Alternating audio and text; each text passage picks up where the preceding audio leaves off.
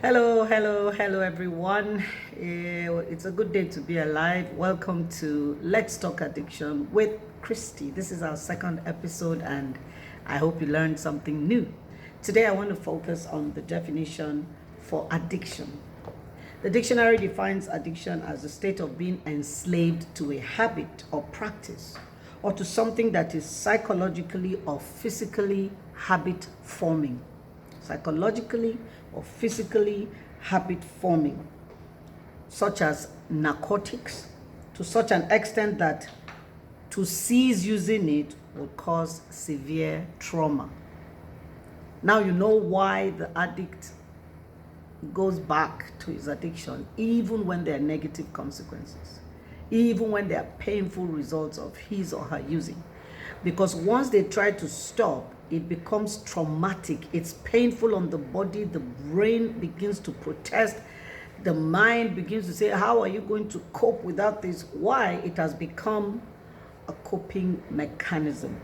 So, somebody will ask me, is there a scriptural definition for addiction? Yes, of course. It's found in Romans chapter 7, from verse 14 to 23. And there is a particular version of the Bible that I'm in love with. It's called the Message translation. And this is how Message puts it. It says, I can anticipate the response that is coming. I know that all God's commands are spiritual, but I'm not. Isn't that also your experience? Yes, I'm full of myself. After all, I've spent a long time in sin's prison. What I don't understand about myself is that I decide one way, but then I act another, doing things I absolutely despise. So if I can be trusted to figure out what is best for myself and then do it, it becomes obvious that God's command is necessary. But I need something more than the command, because I already know the command. For I know the law, but I still can't keep it. And if the power of sin within me keeps sabotaging my best intentions, I obviously need help. Every addict needs help, not judgment, not condemnation, not rejection. Of course, confrontation, yes. All right? I realize that I don't have what it takes. I can will it, but I can't do it.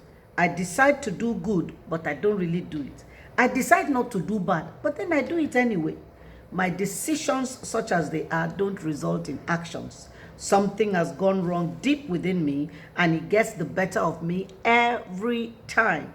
It happens so regularly that it is predictable. The moment I decide to do good, sin is there to trip me up.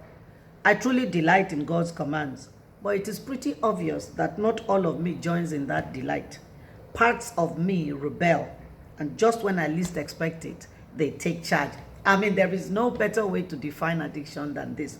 I want to do good. Most addicts want to stop, but something stronger than them is in control. Something bigger than them has taken over. Somehow I believe that Paul may have been struggling with something, because the way he captured this thing, it be like saying being taste and small. When I reach heaven, I'm going to ask him, Oga, wetin been dey worry you? But my definition for addiction is this. A person forms a habit, and the habit turns around and forms the person. You form a habit, and it turns around and it forms you.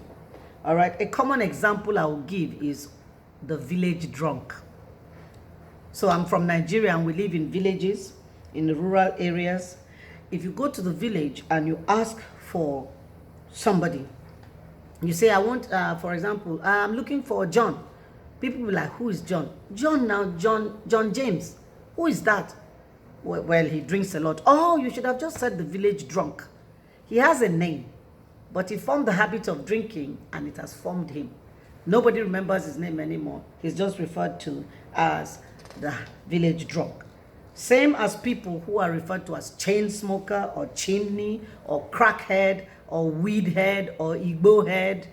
So that is the definition for addiction. Addiction is any habit you form that turns around and begins to control you. Now, there are grades to this thing. So sometimes they just see somebody using weed and they say, oh, that's an addict. No, there is the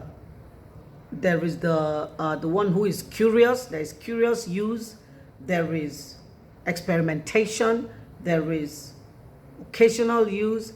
There is heavy use, and then there is addiction. Addiction is dependence. You have become dependent on the substance to function. This is where we end today's own. In our next episode, we would look at why addiction is so powerful. Thank you for joining me once again. This is Let's Talk Addiction with Christy. Have a good day today.